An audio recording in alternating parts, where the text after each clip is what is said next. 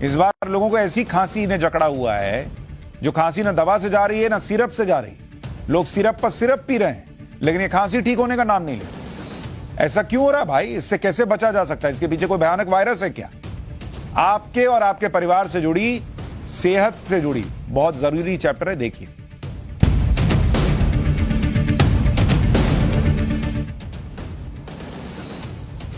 पहले क्या था कि लोगों को कभी कभार खांसी होती थी, आजकल आ गई है जिद्दी खांसी। आमतौर पर खांसी 4-5 दिन में ठीक हो जाती थी, लेकिन इस बार ऐसी खांसी हो रही है जो कई कई हफ्ते चले जा रही है भाई, जा ही नहीं रही। वो ऐसे कोई रिश्तेदार नहीं होते जो आके बैठ गए, जा ही नहीं रहे, वैसे रिश्तेदार टाइप बैठ गई, जा ही नहीं रही। अतिथि तुम कब जाओगे वाला हिसाब हो गया। अब सवाल है ऐसा क्या हो गया? घर घर में यही चर्चा है कि इस बार खांसी क्यों नहीं जा रही। अच्छा, हो सबको रही है, जिसको फोन कीजिए, अरे मेरे बच्चे को खांसी है, अरे मेरे बच्चे को भी ऐसा चल रहा है, अरे मेरा गला बैठा, अरे मेरा भी बैठा हुआ है, ऐसा चल रहा है। डॉक्टर को दिखा लिया, दवा भी खा ली, कब सिरप पी लिया, कब सिरप ना हुआ कोल्ड ड्रिंक हो गई, लोग गट गट पिए जा रहे हैं, खत्म ही नहीं हो रहा है खांसी। लेकिन खांसी है कि जाने का नाम नहीं ले रही। वैसे बदलते मौसम में लोगों को फ्लू होना, बुखार होना, खांसी होना कोई असामान्य बात नहीं है। फरवरी मार्च में इस तरह की शिकायत होती है, लेकिन इस बार हद हो गई। दवा लेने के बाद भी लोगों को तेज बुखार हो जा रहा है, कई हफ्तों तक खांसी की शिकायत बनी हुई है। मरीज और डॉक्टर दोनों परेशान हो गए। मरीज खांस खांस कर, डॉक्टर दवा बदल बदल कर। अच्छा, डॉक्टर की इमेज लोग डाउट कर रहे हैं, ये ठीक वाला ठीक डॉक्टर नहीं है, ठीक दवा नहीं दे रहा है। उनको क्या पता कि डॉक्टर जो दवा देता था वही दे रहा है। इस बार वायरस ठीक नहीं है, डॉक्टर तो वही है। ऐसा क्यों हो रहा है? इस बीमारी पर कोई इलाज जल्दी काम क्यों नहीं कर रहा है? पहले इसकी वजह आपको बताता हूं। अस्पतालों की ओपीडी में तेजी से बढ़ते बुखार और खांसी के मरीजों को लेकर आईसीएमआर यानी Indian council of medical research ने एक मेडिकल रिपोर्ट जारी की, जिसके मुताबिक इस तरह की बीमारी के पीछे H3N2 इन्फ्लुएंजा वायरस है। जरा इसके बारे में आपको जानकारी दूं उससे पहले इसका नाम आपको बता देता हूं, ये याद रखिए। H3N2 influenza virus, influenza virus ये है वो जो आपके अंदर घुस के बैठ गया, जा नहीं रहा। तो इसका नाम तो आपको पता होना चाहिए, किसको कोसना है? डॉक्टर को कोस के क्या होगा? ये वायरस को कोसी।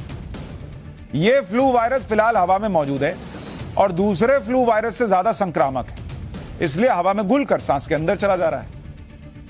यह वायरस कोविड की तरह आपके रेस्पिरेटरी सिस्टम यानी आपके श्वसन तंत्र पर हमला कर रहा है, लेकिन ये कोविड वेरिएंट नहीं है। ये मत सोचिएगा कि कोविड है, कोविड नहीं है ये, और ये जानलेवा भी नहीं है, जान नहीं जाएगी। लेकिन इस वायरस की चपेट में आने वालों में नाक, गले, सांस लेने में दिक्कत, खांसी, जुकाम, बुखार, सिर दर्द, डायरिया, ये सब लक्षण दिख रहे हैं। इस संक्रमण का असर 5 से 7 दिन तक रहता है।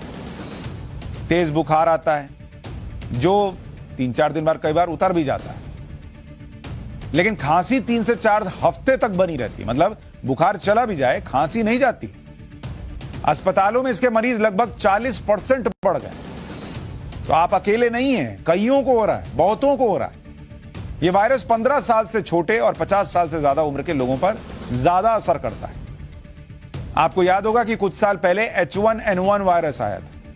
यह उसी फैमिली का वायरस है, उसका रिश्तेदार है जो म्यूटेट हो गया है, मतलब अब थोड़ा और स्ट्रांग हो गया। ये जिम विम गया, मतलब इनका जो वायरस का जिम होता होगा, वहां गया, थोड़ा स्ट्रांग हो गया कि पिछला वाला दवा से तो मार दिए थे मेरे चाचा को। ये बोला कि अब मैं बदला लूंगा, तो ये बदला लेने आया और ये पहले चाचा से ज्यादा तेजी से फैल रहा है। अब सवाल ये है कि इस फ्लू वायरस का इलाज क्या है बॉस? क्योंकि बुखार और खांसी होने पर हमारे यहां लोग खुद ही डॉक्टर बन जाते हैं। हमारे तो सब चीता है ना भाई, मोदी जी चीता बाहर से लाए, उनको नहीं पता सबके अंदर एक चीता बैठा है। सब गूगल कर लेते हैं, वो ये खाते हैं।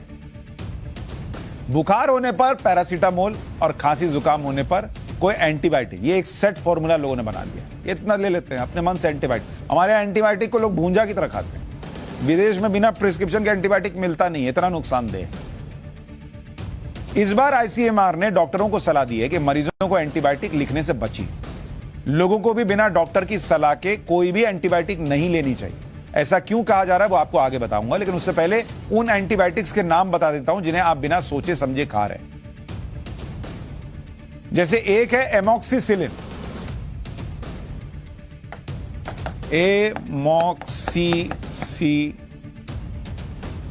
ये नाम है एमॉक्सिसिलिन। एक है सिप्रोफ्लॉक्सासिन, ये भी लोग एकदम खाए चल दिए। एक है नॉरफ्लैक्सासिन, नॉरफ्लॉक्सासिन,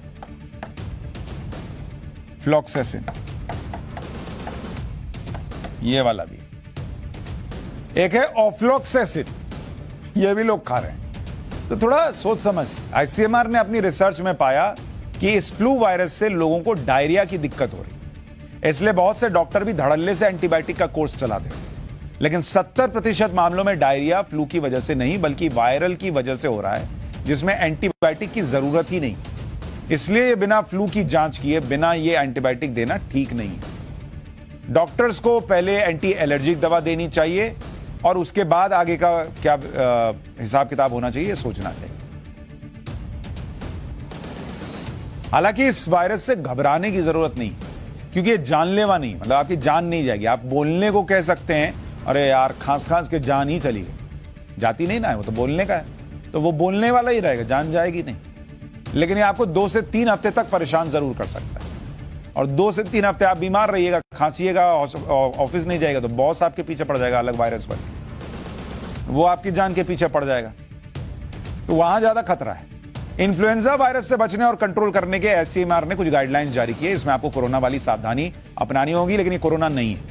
अगर फ्लू के कोई लक्षण है तो मास्क पहनिए, भीड़ में मत जाइए, साबुन और पानी से अपने हाथ धोइए, खांसते और चीखते समय अपनी नाक और मुंह को कवर कर लीजिए।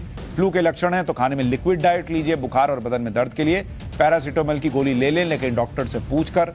तबीयत ज्यादा खराब होने पर खुद से कोई एंटीबायोटिक या दवा न लें, डॉक्टर की सलाह जरूर लें। आपको समझना होगा कि बार बार एंटीबायोटिक बार बार जब आप लेते हैं तो शरीर में एंटी माइक्रोबियल रेजिस्टेंस यानी एएमआर हो रहा है। इससे वायरस शक्तिशाली हो जा रहा है, जिस पर दवाओं का असर कम हो रहा है। जैसे आप बच्चे को ज्यादा ताबड़तोड़ मारते हैं हर बात पे, बच्चा क्या ढीठ हो जाता है, वैसे ही वायरस ढीठ हो जाता है। तो जरा उसको समझिए। लेकिन समझना आपको यह भी है कि आपको किसी भी भ्रम वाली खबर से भी बचना है।